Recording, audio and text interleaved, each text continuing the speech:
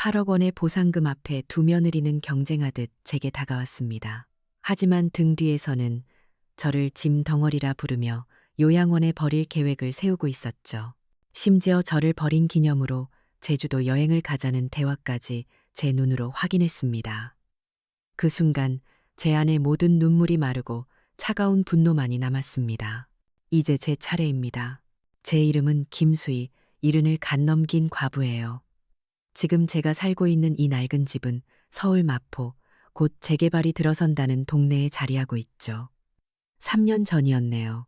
내 남편, 이민준 씨가 지병으로 세상을 떠난 게 평생을 성실하고 우직한 몫으로 살았던 참 좋은 사람이었는데 그렇게 허망하게 가버리고 나니 이 추억 가득한 집에 저 혼자 덩그러니 남게 되었어요. 요즘 동네 분위기가 참 뒤숭숭해요. 골목 어귀마다 재개발 확정이라는 붉은 현수막이 바람에 나부끼고 평생을 이웃으로 지낸 사람들은 만나기만 하면 그 얘기뿐이죠. 누구네 집은 얼마를 받는다더라. 그 돈으로 자식들 집을 사준다더라. 아니면 조용한 시골로 내려가 편하게 살겠다더라. 기대와 불안이 뒤섞인 목소리들이 낡은 골목길을 둥둥 떠다녀요. 그럴 때마다 저는 대문 앞에 서서 가만히 우리 집을 올려다보곤 해요. 저 대문은 남편이 손숫자 맞춘 거고 저기 저 마루는 우리 현우, 현진이 어릴 때 쿵쿵거리며 뛰어놀던 곳인데 집의 모든 기둥과 석가래마다 우리 가족의 웃음소리와 눈물이 그대로 배어있는 것만 같아요. 이 집이 사라지면 그 모든 기억들도 함께 허물어져 버릴 것만 같아 가슴 한쪽이 아릿해져요. 남편의 세 번째 기일이 얼마 남지 않았어요. 예전 같으면 며느리들과 함께 시끌벅적하게 장을 보고 전을 부쳤을 텐데 이제는 모두 저 혼자의 몫이 되었죠. 텅 빈 부엌에서 홀로 나무를 묻히고 생선을 구우면서 문득 옛날 생각이 났어요. 비록 가난했지만 우리 네 식구 참 행복했거든요. 무뚝뚝한 남편은 제 생일이면 어디서 꺾어왔는지 모를 들꽃 한 다발을 슬며시 내밀 줄 아는 속 깊은 사람이었고 우리 아들들은 또 얼마나 예뻤는지 몰라요. 큰아들 현우는 어릴 때부터 참 의젓하고 공부도 잘해서 동네 자랑거리였죠. 학교에서 상장이라도 받아오는 날이면 제일 먼저 저한테 달려와 자랑하던 아이였어요. 작은 아들 현진이는 형만큼 공부를 잘하진 못했지만 애교 많고 정이 깊어서 늘 제 어깨를 주물러주던 살가운 아들이었고요. 그런데 이 지독한 세상살이가 급빠르고 무섭게 변해가는 세상이 내 착한 아들들을 다 바꿔놓았나 봐요. 사회에서 살아남기 위한 치열한 경쟁, 끝도 없는 빚, 남들보다 뒤처지면 안 된다는 압박감 같은 것들이요. 이제 현우와 현진이는 모두 장성해서 가정을 꾸렸어요. 큰아들 현우는 무역회사에서 일하는 평범한 직장인이죠. 그런데 좀 사는 집 딸인 최유진을 아내로 맞으면서부터 아이가 변하기 시작했어요. 아내에게 맞춰 품위유지를 해야 한다는 압박감 때문이었을까요? 무리해서 산 강남의 아파트 대출금에 외제차 할부금까지 그의 어깨를 짓누르는 삶의 무게가 얼굴에 고스란히 드러나요. 큰 며느리 유진이는 속내를 알 수 없는 아이예요. 늘 남들과 자신을 비교하고 현재의 삶에 만족하지 못하는 티를 내곤 했. 작은 아들 현진이는 작은 치킨집을 맡아서 운영하는데 고생은 고생대로 하고 손에 쥐는 돈은 얼마 되지 않나 봐요. 본래 심성은 여린 아이인데 아내인 박서연에게 많이 휘둘리는 것 같아요. 작은 며느리 서연이는 어릴 때 찢어지게 가난해서 고생을 많이 했다고 들었어요. 그래서인지 돈과 재산에 대한 집착이 유별나죠. 늘 돈, 돈, 돈. 남편에게 더 능력이 없음을 한탄하며 들들 볶는 모양이더라고요. 두 딸 아이를 키우는 것도 무척이나 벅차 보였어요. 그렇게 각자의 삶에 치여 살면서 제게서 멀어진 건 어쩌면 당연한 수순이었을지도 모르겠어요. 처음에는 그저 바빠서 그러려니 했어요. 하지만 시간이 지날수록 그건 바쁜 게 아니라 의도적인 거리두기라는 걸 깨닫게 됐죠. 명절이나 제 생일에도 얼굴 한번 비추는 게 전부였고 그마저도 억지로 해야 하는 숙제처럼 해치우고 가기 바빴어요. 전화라도 걸면 늘 바쁘다는 말뿐이었죠. 제가 옛날 이야기라도 꺼낼라 치면 지루하다는 듯 하품을 하거나 말어리를 툭 자르고 스마트폰만 들여다보기 일쑤였어요. 두 며느리들의 싸늘한 눈초리는 이제 익숙해질 법도 한데 겪을 때마다 가슴에 비수가 꽂히는 건 어쩔 수가 없네요. 제 건강은 어떤지, 남편의 기일은 언젠지, 그들의 삶 속에서 저는 이미 희미한 배경처럼 지워진 지 오래였어요. 그러던 어느 날이었어요. 구청에서 보낸 등기, 우편 하나가 모든 것을 바꿔놓았죠. 우리 집이 재개발 보상금으로 8억 원을 받게 되었다는 통지서였어요.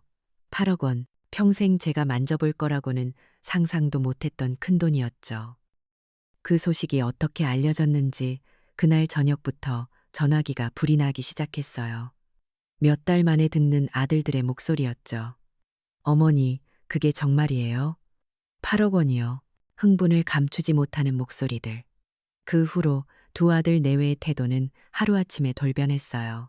일주일에 한 번 찾아오기도 힘들다던 녀석들이 이틀이 멀다 하고 선물을 사들고 나타났죠. 큰 며느리 유진이는 값비싼 한우 세트를, 작은 며느리 서연이는 제 건강에 좋다며 홍삼 진액을 사왔어요.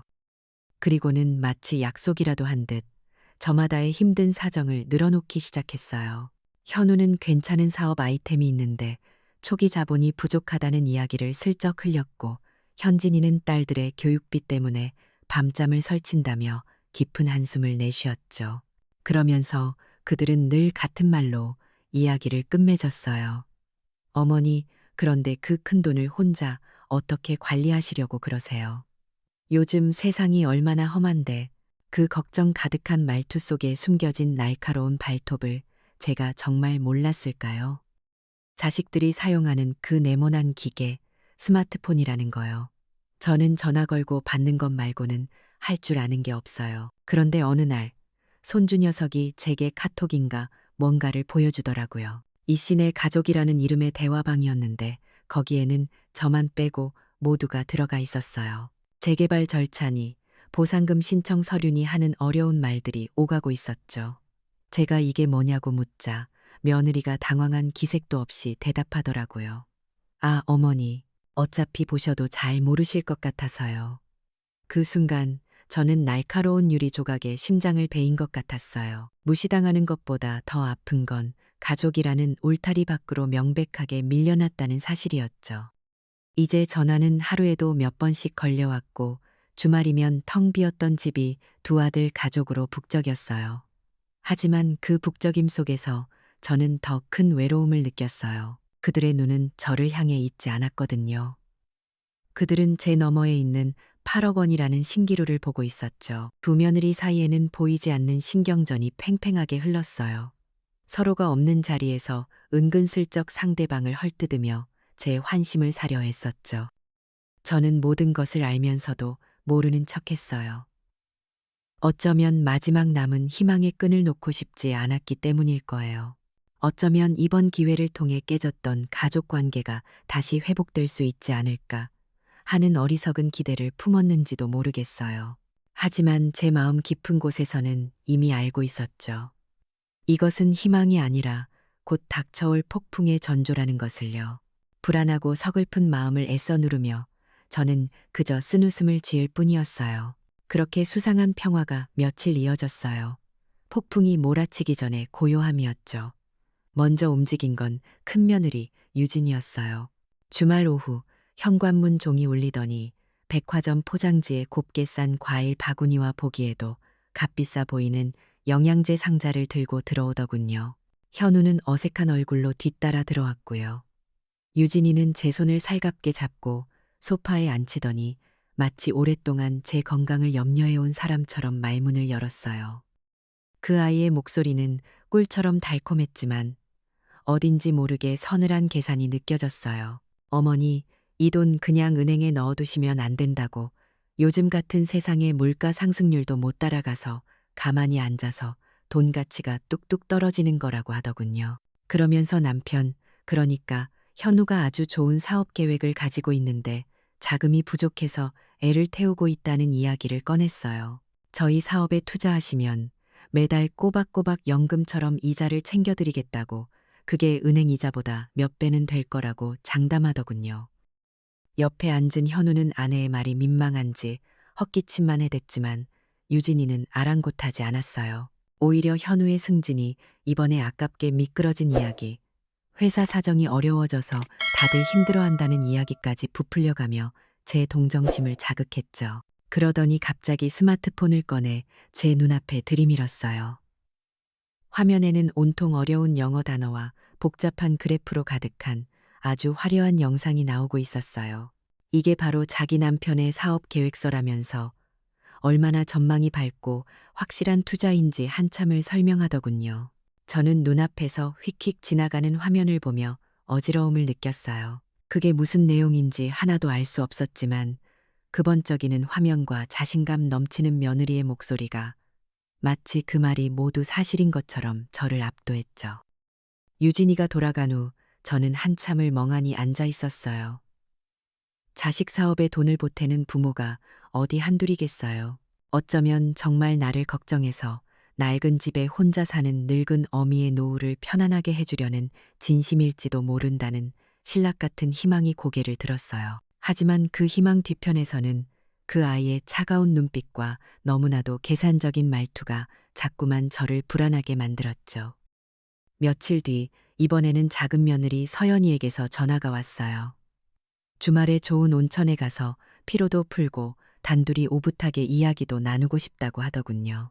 저는 얼떨결에 그러마 약속했고 서연이는 정말로 서울 근교의 유명한 온천으로 저를 데려갔어요. 뜨끈한 물에 몸을 담그고 있으니 그간의 긴장과 설움으로 굳어있던 몸이 조금은 풀리는 것 같았죠. 탕 안에서 서연이는 제 등을 정성껏 밀어주었어요. 그 작은 손길에 잠시 마음이 녹아내리려는 순간 서연이가 울먹이는 목소리로 이야기를 시작했어요. 자기는 큰 욕심 없다고, 그저 아이들이 자기처럼 돈 때문에 꿈을 포기하는 일 없이 자기 방 하나씩 갖고 마음 편히 공부할 수 있는 집 하나만 있었으면 소원이 없겠다고 하더군요. 그러면서 아주 교묘한 제안을 꺼냈어요. 제 보상금 8억 원에 자기들 아파트를 판 돈을 합쳐서 방이 여러 개 있는 큰 집을 사자는 거였어요.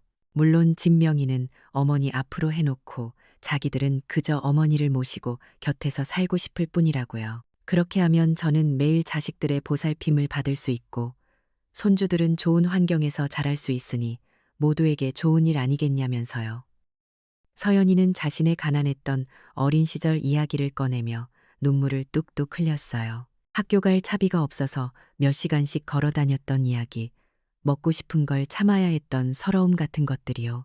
그 눈물 앞에서 제 마음은 무너져 내렸어요. 어미 된 입장에서 자식 고생했다는 말, 손주들이 고생할 거라는 말만큼 가슴 아픈 게 또 어디 있겠어요. 서연이의 제안은 유진이의 제안처럼 위험해 보이지도 않았어요. 내 이름으로 집을 산다는데 뭐가 문제겠어요. 오히려 가족이 다 함께 모여 살자는 그 말이 제가 평생 꿈꿔왔던 그림처럼 느껴지기까지 했죠. 하지만 온천에서 돌아온 그날 밤 저는 잠을 이룰 수가 없었어요. 두 며느리의 얼굴이 번갈아 떠올랐거든요. 한 아이는 그럴듯한 사업 계획으로 제 노후를 보장해 주겠다고 하고 다른 아이는 눈물로 제 모성애에 호소하며 함께 살자고 해요. 둘 다 너무나 그럴듯해서 대체 누구의 말이 진심이고 누구의 말이 거짓인지 도무지 알 수가 없었어요. 그 후로 두 며느리의 공세는 더욱 집요해졌어요. 유진이는 어머니, 서연이네 말 믿으시면 안 돼요. 애들 교육 핑계대지만 결국 그 집은 현진이네 재산이 되는 거예요. 라며 저를 찾아왔어요. 그러면서 자기가 아는 회계사에게 검토받았다며 온통 숫자로 가득한 사업 전망 보고서를 제 앞에 펼쳐 보였죠. 서연이는 시도 때도 없이 전화를 걸어 부동산 앱으로 찾은 집 사진들을 보내왔어요. 화면 속의 집들은 하나같이 넓고 화려했죠. 어머니, 보세요. 이 집이면 어머니 방도 아주 햇볕 잘 드는 곳으로 드릴 수 있어요. 법적으로도 안전하게 어머니 명의로 딱 해놓으면 아무 문제 없어요라며 저를 안심시켰어요. 저는 너무나 혼란스러워서 아들들에게 직접 물어보기로 마음먹었어요. 먼저 현우에게 전화를 걸어 유진이의 사업 계획이 정말 괜찮은 거냐고 물었죠. 현우는 잠시 머뭇거리더니 유진이가 워낙 똑똑해서 자기가 알아서 다 잘할 거예요. 걱정 마세요. 라며 아내의 편을 들었어요. 다음으로 현진이에게 전화를 걸어 함께 사는 게 어떻겠냐고 물었더니 현진이는 서연이가 다 생각이 있어서 그러는 거겠죠. 어머니만 좋으시다면야 저희는 대환영이죠 라고 말하더군요. 그 순간 저는 깨달았어요. 제 아들들은 이미 제 편이 아니라는 것을요. 그들은 아내들의 등 뒤에 숨어 그저 아내들이 짜놓은 각본대로 움직일 뿐이었어요. 어머니의 진짜 마음이나 안위 따위는 안중에도 없었죠. 이제 이 집안에서 제 편은 아무도 없었어요. 저는 8억 원이라는 거대한 돈과 함께 가족이라는 이름의 섬에 완벽하게 혼자 갇혀버린 거예요. 사방에서 달콤한 목소리들이 저를 유혹했지만 그 목소리들은 저를 더 깊고 어두운 고립 속으로 밀어넣고 있었어요. 제가 그 아이들의 속내를 알아차리는 데는 그리 오랜 시간이 걸리지 않았어요. 그 폭풍 같았던 주말이 오기 전까지 저는 그래도 아주 작은 희망의 불씨를 꺼뜨리지 않으려 애썼는지도 몰라요. 하지만 그날 제 집에 동시에 들이닥친 두 아들 내외는 그 작은 불씨마저 제 눈앞에서 잔인하게 짓밟아 버렸죠. 약속이라도 한 듯 비슷한 시간에 도착한 그들은 서로의 손에 들린 선물 꾸러미를 곁눈질하며 어색한 인사를 나눴어요. 거실에는 금세 숨막히는 긴장감이 감돌기 시작했죠. 탐색전은 길지 않았어요. 포문을 연 것은 큰며느리 유진이었어요. 소파에 앉아 과일을 깎는 제 옆에서 유진이는 맞은편에 앉은 서연이를 위아래로 훑어보며 비꼬는 투로 말했죠. 동서도 어머니 용돈 드릴 돈은 있나 보네? 장사가 잘 되나 봐. 그 말에 작은 며느리 서연이의 얼굴이 순간 굳어지는 걸 봤어요. 서연이는 애써 미소를 지으며 맞받아치더군요. 형님네처럼 남들한테 보여주기 위한 비싼 선물은 아니지만 그래도 제 성이에요. 두 며느리 사이에 보이지 않는 불꽃이 파직 하고 튀는 것만 같았어요. 제 심장이 쿵 하고 내려앉았죠. 그 작은 불씨는 순식간에 걷잡을 수 없는 불길로 번져나갔어요. 언쟁은 며느리들 사이에서 아들들에게로 옮겨붙었죠. 큰아들 현우가 잔뜩 인상을 쓴 채 동생 현진이에게 말했어요. 네가 형편이 넉넉지도 않으면서 뭘 자꾸 사오냐고 네 앞가림이나 잘하라고요. 그 말에 현진이도 지지 않고 소리쳤어요. 형이야말로 아내 등살에 못 이겨서 어머니 재산이나 넘보는 거 아니냐고요. 그때부터였어요. 제 거실이 순식간에 서로의 약점을 물어뜯고 상처를 후벼 파는 전쟁터로 변해버린 게요.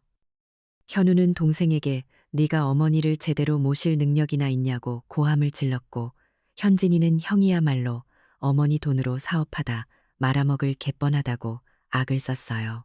유진이는 서연이의 가난했던 과거를 들먹이며 무시했고 서연이는 유진이의 사치와 허영심을 비난하며 맞섰죠. 그들은 서로를 향해 평생 가슴에 담아두었을 법한 악독한 말들을 쏟아냈어요. 그런데 그 아수라장 속에서 제 눈에 들어온 것은 더욱 끔찍한 광경이었어요. 그들은 서로를 향해 고함을 지르면서도 손에 든 스마트폰을 교묘한 각도로 서로에게 향하고 있더군요. 녹음이라도 하고 있는 것이 분명했어요. 이건 더 이상 가족 간의 다툼이 아니었어요. 나중에 법정에서라도 써먹을 증거를 수집하는 냉혹한 싸움이었죠. 결국 말싸움은 몸싸움으로 번졌어요. 현우와 현진이는 서로의 멱살을 잡고 거친 숨을 몰아쉬었고 유진이와 서연이는 서로의 머리채를 잡고 흔들며 비명을 질러댔죠. 제가 평생을 쓸고 닦아온 남편과의 추억이 깃든 이 집이 순식간에 난장판이 되었어요. 저는 너무 큰 충격에 소리조차 지르지 못하고 그 자리에 주저앉아 버렸어요. 온몸이 사시나무처럼 떨려왔죠. 시끄러운 소리에 동네 사람들이 웅성거리는 소리가 열린 창문으로 들어왔어요. 옆집 최 씨 할머니가 걱정스러운 얼굴로 창밖을 내다보는 모습. 앞집 김 씨 아저씨가 혀를 차며 수군거리는 모습이 흐릿하게 보였어요. 평생 이 동네에서 남 부끄럽지 않게 살려고 그렇게 애를 썼는데 제 인생과 체면이 한순간에 길바닥의 가십거리로 전락해버리는 순간이었어요. 그때였어요. 미친 듯이 싸우던 네 사람이 동시에 동작을 멈추고 저를 돌아보는 거예요. 그들의 눈은 약속이라도 한 듯 하나의 탐욕으로 번들거리고 있었죠. 그리고 그 네 개의 입이 동시에 저를 향해 소리쳤어요. 어머니, 대체 누구 편이세요? 누구한테 돈 주실 건지 지금 당장 결정하세요. 그 순간 제 세상이 무너져 내렸어요. 제 앞에 서 있는 것은 제가 목숨처럼 사랑했던 자식들이 아니었어요. 먹이를 앞에 둔 굶주린 짐승들이었죠. 제 마지막 희망, 마지막 기대, 마지막 애정이 산산조각 나버렸어요. 심장이 더는 뛰지 않는 것 같았어요. 머릿속이 새하얗게 비어버렸죠. 이 지옥 같은 상황을 끝내고 싶다는 생각, 그 생각 하나만이 저를 지배했어요. 저는 거의 들리지 않는 목소리로 힘겹게 입을 열었어요. 한 달씩 돌아가면서.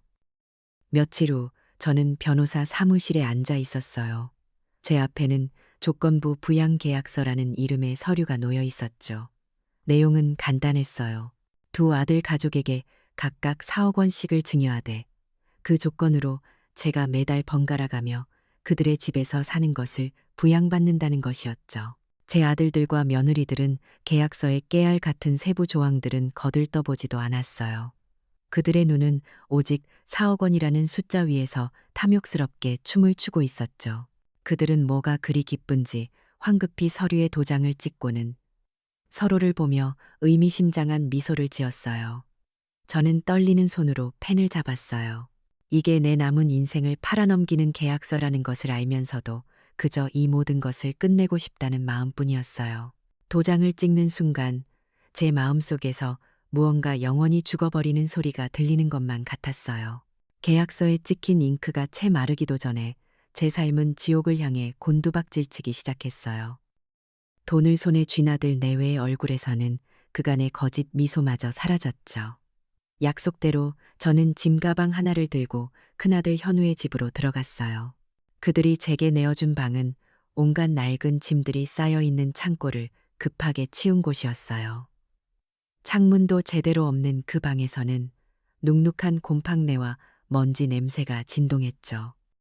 그 집에서의 첫 한 달은 살아있는 유령으로 지내는 시간이었어요. 큰며느리 유진이는 제가 있다는 사실 자체를 견딜 수 없다는 듯 마주칠 때마다 노골적으로 인상을 썼어요. 식사 시간이면 다들 거실 식탁에 둘러앉아 뜨끈한 밥과 국을 먹었지만 제 몫은 늘 그들이 먹고 남긴 찬밥과 김치 한 조각이 전부였죠.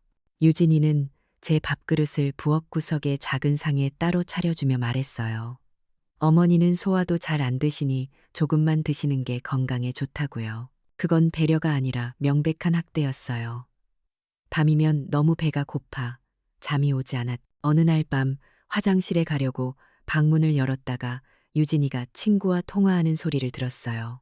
정말 짜증나. 4억 받자고 한 달 동안 저 노인네 수발을 들어야 한다니 완전 손해보는 장사야. 그 목소리에는 단 한치의 죄책감도 없었어요. 저는 그저 4억 원짜리 거래에 딸려온 귀찮고 손해나는 덤일 뿐이었죠. 한 달이 지나고 저는 마치 물건처럼 작은 아들 현진이네 집으로 배달되었어요. 현진이네 집에서의 생활은 또 다른 형태의 지옥이었죠. 작은 며느리 서연이는 온천에서 제 등을 밀어주며 눈물을 흘리던 그 사람이 맞나 싶을 정도로 돌변해 있었어요. 그 아이는 저를 무급 가사도우미이자 보모로 취급했어요. 아직 어린 두 손녀를 돌보는 일부터 아이들 등하원, 식사 준비, 청소, 빨래까지 집안의 모든 허드렛일이 제 몫이 되었죠. 하루 종일 쉴 틈 없이 일하고 나면 밤에는 허리가 끊어질 듯 아팠지만 제게 돌아오는 것은 고맙다는 말 한마디가 아니라 어머니, 이건 왜 이렇게 하셨어요? 같은 타박뿐이었어요. 어느 날 밤이었어요. 설거지를 마치고 거실로 나오는데 서연이가 방에서 친구와 통화하는 소리가 들려왔어요. 아유, 말도 마. 빨리 한 달 지나서 형님네로 토스해버리고 싶어. 완전 짐덩어리야, 짐덩어리. 그 말이 제 가슴을 관통했어요. 그 순간 제 안에 남아있던 마지막 미련과 기대가 산산조각 나버렸죠. 눈물조차 나오지 않았어요. 너무나 큰 슬픔과 절망은 오히려 사람을 무감각하게 만들더군요. 그날 밤 저는 창고 같은 제 방에 앉아 멍하니 벽을 바라봤어요. 모든 게 끝났다고 생각했죠. 그런데 바로 그 끝없는 절망의 바닥에서 제 머릿속에 섬광처럼 한 장면이 스쳐 지나갔어요. 까맣게 잊고 있던 20년 전의 기억이었어요. 남편 민준 씨가 세상을 떠나기 훨씬 전, 우리 부부가 500억 원짜리 복권에 당첨되었던 그날의 기억이요. 그때 우리는 기쁨에 떨면서도 동시에 두려웠어요. 갑자기 생긴 이 거대한 돈이 성실하게 제 앞가림하며 살아가던 우리 아들들의 인생을 망쳐버릴지도 모른다고요. 그래서 우리는 평생 이 비밀을 가슴에 묻기로 약속했어요. 그리고 믿을 만한 변호사를 통해 익명의 투자회사를 세워 그 돈으로 당시에는 값쌌던 강남의 작은 상가 건물을 사고 나머지는 우량 주식에 장기 투자를 해두었죠. 그 후로 저희 부부는 그 돈을 까맣게 잊은 채 예전처럼 평범하고 성실하게 살아왔어요. 그 기억이 떠오르자 제 안에서 무언가 단단한 것이 솟아오르기 시작했어요. 슬픔과 절망이 있던 자리를 차갑고 서늘한 분노가 채우기 시작했죠. 작은 아들 집을 떠나기 바로 전날이었어요. 저는 마지막으로 집안을 청소하고 있었죠. 그때 거실 소파 위에 놓인 손녀의 아이패드를 발견했어요. 화면이 켜져 있었는데 이신의 가족이라는 이름의 단체 채팅방이 열려 있더군요. 불길한 예감에 이끌려 저는 떨리는 손으로 아이패드를 집어들었어요. 그리고 그 화면 속에서 제 눈으로 보고도 믿을 수 없는 지옥도를 목격했죠. 그곳에는 자신을 요양원으로 보내려는 자식들의 구체적인 계획이 고스란히 적혀 있었어요. 저를 짐덩어리, 귀찮은 노인네라고 칭하며 어느 요양원이 더 싸고 멀리 있는지 정보를 공유하고 있었죠. 그리고 제 가슴을 가장 아프게 찌른 것은 저를 요양원에 버린 바로 그날, 축하 파티로 제주도에 가족 여행을 가자는 잔인한 대화였어요. 그들은 제가 없어서 얼마나 홀가분할지, 얼마나 신나게 놀 수 있을지에 대해 이야기하며 웃고 떠들고 있었죠. 손에 들린 아이패드가 천근만근처럼 무겁게 느껴졌어요. 온몸의 피가 차갑게 식는 것 같았죠. 저는 그날 밤 외투 하나만 걸친 채 몰래 집을 빠져나왔어요. 그리고 택시를 타고 여의도로 향했어요. 20년 전 우리 부부의 비밀을 함께 만들어준 박정호 변호사의 사무실이 있는 곳이었죠. 한밤중에 들이닥친 저를 보고 놀란 박 변호사님은 제 이야기를 듣는 내내 주먹을 쥐었다 폈다 하며 분노를 감추지 못했어요. 제가 모든 이야기를 끝마쳤을 때 그는 제게 스마트폰 하나를 쥐어주며 말했어요. 기본적인 사용법, 그러니까 사진 찍는 법, 녹음하는 법, 인터넷으로 정보를 찾는 법 같은 것들을 차근차근 알려주었죠. 그리고 제 어깨를 잡고 힘주어 말했어요. 사모님, 이제부터는 이 작은 기계가 사모님의 가장 강력한 무기가 될 겁니다. 그의 사무실에서 나왔을 때 제 마음은 더 이상 절망으로 가득 차 있지 않았어요. 박 변호사님의 도움으로 20년 전에 그 500억 원이 이제는 눈덩이처럼 불어나 2천억 원이라는 거대한 자산이 되어 있다는 사실을 확인했거든요. 저는 제 손에 들린 스마트폰을 꽉 쥐었어요. 그동안 모아두었던 유진이가 차려준 형편없는 식단 사진, 서연이가 제게 막말을 하던 녹음 파일, 그리고 아이패드 채팅방의 대화 내용을 찍어둔 사진까지. 모든 증거는 제 손안에 있었어요. 제 눈에서는 더 이상 눈물이 흐르지 않았어요. 슬픔이 있던 자리는 이제 차가운 분노와 얼음 같은 결의로 가득 채워져 있었죠. 전쟁은 이제부터 시작이었어요. 드디어 결전의 날이 밝았어요. 아이패드에서 그들의 끔찍한 계획을 확인한 며칠 뒤 두 며느리가 마치 약속이라도 한 듯 저를 찾아왔더군요. 그들의 얼굴에는 그 어느 때보다 살가운 미소가 걸려 있었죠.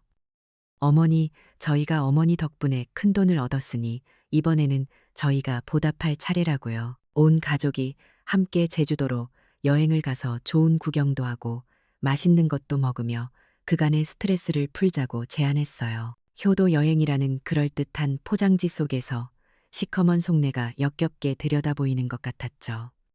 저는 제안을 받자마자 마치 어린아이처럼 기뻐하며 박수를 쳤어요.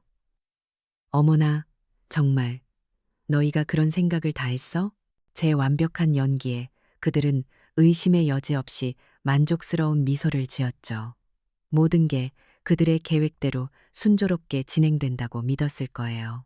그때 작은 며느리 서연이가 계산된 표정으로 조심스럽게 입을 열었어요. 이번 여행의 주인공은 어머니시니 저희에게 주는 선물이라고 생각하고 여행 경비 일체를 어머니가 내주시면 더 의미가 깊을 것 같다고요. 옆에 있던 큰며느리 유진이도 맞장구를 쳤죠. 저희는 돈이 생기자마자 빚부터 갚느라 아직 여유가 없어서 죄송하다고 뻔뻔한 거짓말까지 덧붙이면서요. 바로 그거였어요. 그들이 스스로 파놓은 함정의 마지막 단계. 저는 못 이기는 척 기꺼이 고개를 끄덕였어요. 그 순간 제 마음속에서는 차가운 웃음이 터져나왔죠. 이 가여운 것들. 어미를 버리러 가는 길에 경비마저 어미에게 떠넘기려는 저 끝없는 탐욕이라니. 저는 제 카드를 꺼내 그 자리에서 보란 듯이 비행기 표와 최고급 호텔을 예약했어요. 물론 왕복으로요. 그들은 제 스마트폰 화면에 뜨는 예약 완료 메시지를 보며 안도의 한숨을 내쉬었죠. 이제 모든 통제권은 제 손안으로 넘어왔어요. 제주도로 떠나는 날 공항으로 가는 내내 차 안은 거짓된 화기애애함으로 가득 찼어요. 며느리들은 제 팔짱을 끼고 제잘거렸고 아들들은 억지 웃음을 지으며 운전대를 잡았죠. 저는 치매에 걸린 노인처럼 창밖을 보며 저게 뭐냐고 묻고 했던 말을 또 하기를 반복했어요. 그들은 서로 눈빛을 교환하며 거의 다 왔다는 듯한 표정을 지었죠. 비행기 안에서도 제 연기는 계속되었어요. 그들은 그런 저를 귀찮아하면서도 목적지에 거의 다 왔다는 생각에 참고 또 참는 기색이 역력했죠. 제주공항에 내리자 에메랄드빛 바다와 상쾌한 바람이 우리를 맞았어요. 그 아름다운 풍경 속에서 제 자식들은 세상에서 가장 추악한 목적지로 저를 이끌고 있었죠. 예약된 렌터카는 공항을 벗어나 관광지가 아닌 아주 한적하고 외딴 곳으로 향했어요. 한참을 달려 차가 멈춘 곳은 바다가 멀리 보이는 언덕 위에 외롭게 서 있는 평안 요양원이라는 간판 앞이었어요. 요양원 상담실에 들어서자 두 며느리가 익숙하게 상담실장과 인사를 나누더군요. 이미 여러 번 연락을 주고받은 사이가 분명했어요. 그들은 제 양팔을 하나씩 붙들고 의자에 앉혔어요. 그리고 상담실장이 내민 입소 서류를 제 눈앞에 들이밀었죠. 큰며느리 유진이가 상냥하지만 단호한 목소리로 말했어요. 어머니, 이제 여기서 편안하게 지내세요. 저희가 자주 찾아뵐게요. 저는 그 서류를 물끄러미 바라보다가 천천히 고개를 들어 저를 둘러싼 네 개의 얼굴을 하나하나 뜯어보았어요. 그들의 얼굴에는 드디어 성가신 짐을 내려놓는다는 후련함과 계획이 성공했다는 비열한 기쁨이 뒤섞여 있었죠. 저는 희미하게 미소를 지었어요. 그리고 나지막하지만 상담실의 모든 사람이 들을 수 있을 만큼 또렷한 목소리로 말했죠. 연극은 여기까지 하자. 제 말에 네 사람의 얼굴이 순간 굳어졌어요. 당황한 기색이 역력했죠. 저는 핸드백에서 서류 뭉치 하나를 꺼내 테이블 위에 펼쳐 놓았어요. 그것은 제 이름으로 된 2천억 원대 자산증명서와 그동안 제가 꼼꼼하게 모아온 증거들이었어요. 유진이가 차려준 밥 한 덩이와 김치 한 조각뿐인 식단 사진들. 서연이가 제게 짐 덩어리라고 말하던 순간이 똑똑히 녹음된 파일. 그리고 그들의 모든 계획이 담긴 아이패드 채팅방의 대화 내용을 찍어둔 수십 장의 사진들. 그 증거들을 본 그들의 얼굴은 하얗게 질려갔어요. 그때 저는 제 스마트폰을 꺼내 스피커폰 모드로 설정한 뒤 박정호 변호사님에게 전화를 걸었어요. 수화기 너머로 박 변호사님의 낮고 위험 있는 목소리가 상담실 전체에 울려 퍼졌죠. 김수희 여사 자녀분들의 조건부 증여 계약 위반이 명백하므로 금일부로 증여된 8억 원에 대한 전액 환수 조치 및 관련 계좌 동결이 집행되었음을 통보합니다. 계좌 동결. 그 말이 마치 사형 선고처럼 들렸나 봐요. 큰아들 현우가 그게 무슨 소리예요? 라며 더듬거렸고 작은 며느리 서연이는 말도 안 돼. 라며 비명을 질렀죠.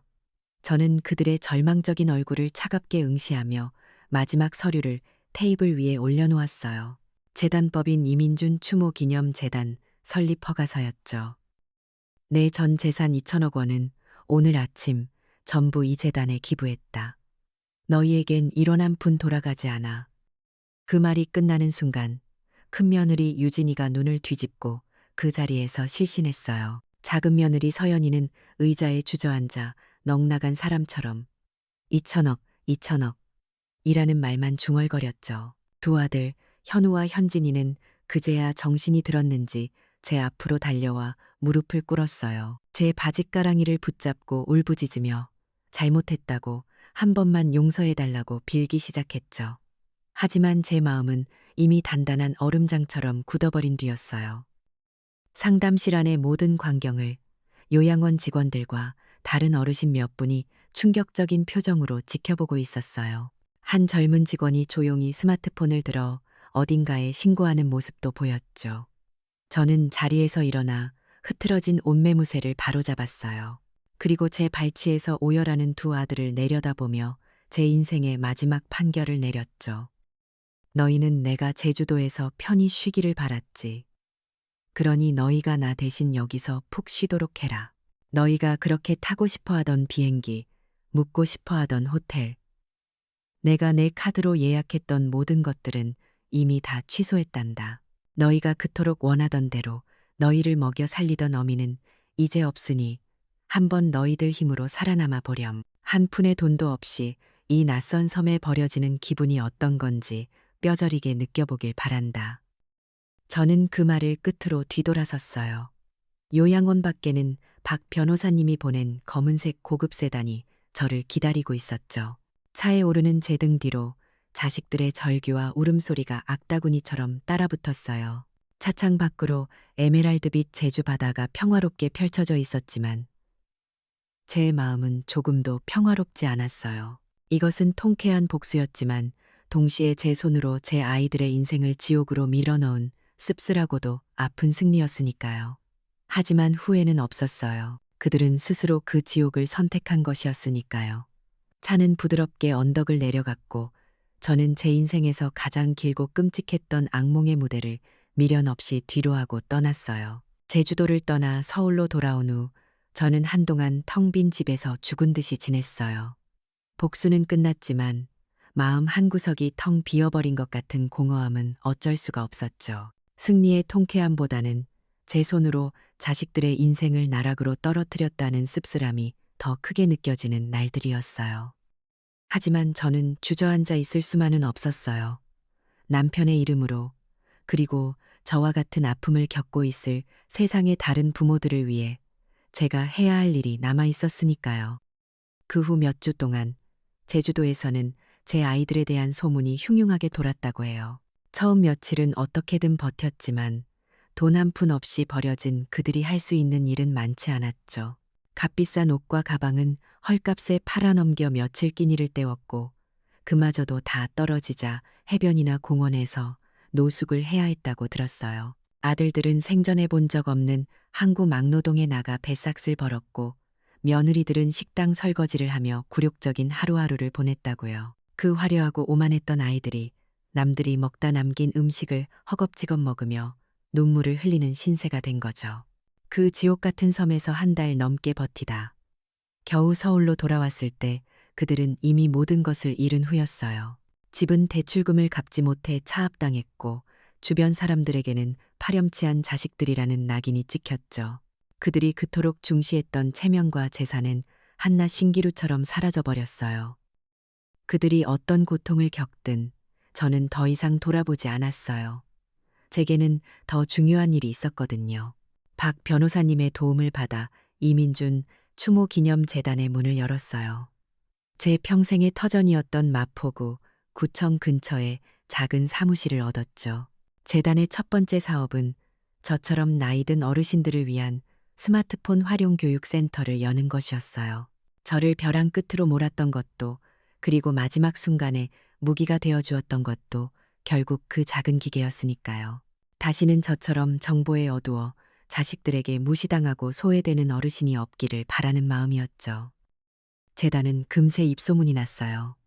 처음에는 카카오톡 사용법이나 손주 사진 보는 법을 배우러 오시던 어르신들이 나중에는 저마다의 아픔을 털어놓기 시작했죠. 자식들에게 재산을 빼앗긴 이야기, 요양원에 버려진 이야기, 외로움에 밤을 지새우는 이야기들. 저는 그분들의 손을 잡아드리며 제 이야기를 들려드렸어요. 재단은 곧이어 노인 학대 피해자들을 위한 법률 지원 서비스와 독거노인 주거 환경 개선 사업도 시작했죠. 저는 더 이상 외로운 김수희가 아니었어요. 재단의 이사장으로서 비슷한 아픔을 가진 이들의 언니이자 어머니이자 친구가 되어주며 하루하루를 바쁘게 보냈어요. 몇 달이 지난 어느 가을날이었어요. 재단이 후원하는 노인 복지관에서 배식 봉사를 하고 있었죠. 그런데 저 멀리 복지관 입구에서 익숙한 인형들이 저를 망연자실하게 바라보고 있는 것을 발견했어요. 초라한 행색에 제 두 아들 내외였죠. 몇 달 사이에 10년은 더 늙어버린 얼굴, 깊은 절망과 후회로 가득 찬 그 눈빛과 마주쳤어요. 그들은 제게 다가오지 못하고 그저 멀리서 눈물만 뚝뚝 흘리고 있었죠. 용서를 빌 용기조차 잃어버린 모습이었어요. 저는 잠시 그들을 바라보다가 이내 고개를 돌려 제 앞에 어르신에게 따뜻한 밥을 퍼드렸어요. 마음이 아팠지만 동요하지는 않았어요. 용서는 제가 해주는 것이 아니었으니까요. 그들이 앞으로 살아갈 기나긴 삶을 통해 스스로에게 받아내야 할 가장 어려운 숙제일 테니까요. 재단의 활동이 알려지면서 지역 신문과 방송에도 몇 번 소개가 되었어요. 마포의 기적이라는 거창한 이름으로 불리기도 했죠. 그러자 놀라운 일이 생겼어요. 제 이야기에 감동받았다며 젊은 자원봉사자들이 재단으로 모여들기 시작한 거예요. 그들은 어르신들에게 스마트폰 사용법을 가르쳐드리고 말벗이 되어주며 세대 간의 벽을 허물어 갔어요. 어느 날 재단에서 열린 강연회에서 저는 젊은이들과 어르신들을 마주보고 앉아 담담하게 제 이야기를 꺼냈어요. 그리고 마지막으로 이렇게 말했죠. 부모에게 가장 필요한 것은 돈이나 화려한 선물이 아닙니다. 그저 오늘 하루는 어떠셨어요? 라고 묻는 따뜻한 말 한마디와 내 시시콜콜한 이야기를 진심으로 들어주는 시간입니다. 제 말에 강연회에 참석한 많은 이들이 조용히 눈물을 훔쳤어요. 시간이 흘러 제가 살던 낡은 집이 있던 동네는 완전히 새로운 모습으로 변했어요. 어느 날 저는 차를 타고 그곳을 지나가다 제 집이 허물어지는 모습을 멀리서 지켜보았죠. 모든 추억과 아픔이 먼지 속으로 사라지는 것 같았어요. 시원하면서도 조금은 헛헛한 마음이었죠. 저는 이제 그 동네가 아닌 최신 시설을 갖춘 안락한 실버타운에 살고 있어요. 어느 맑은 날 오후 저는 제 방 창가에 앉아 커피를 마시며 완전히 달라진 마포의 스카이라인을 바라보고 있었어요. 높이 솟은 빌딩들과 분주하게 움직이는 사람들, 제 얼굴에는 더 이상 과거의 상처나 그늘이 남아있지 않았어요. 그저 모든 것을 겪어낸 자의 평온함, 그리고 앞으로 살아갈 날들에 대한 조용한 희망만이 잔잔하게 어려 있었죠. 제 복수는 끝났지만 제 진짜 인생은 이제부터 시작이었으니까요. 김수희 여사의 이야기는 가족의 의미를 다시 생각하게 만들어요. 결국 피를 나눈 것만이 가족이 아니라 서로를 존중하고 마음을 나누는 것이 진짜 가족이잖아요. 부모의 사랑을 돈으로만 보려 했던 자식들은 결국 돈과 함께 가장 소중한 것도 잃게 된 거죠.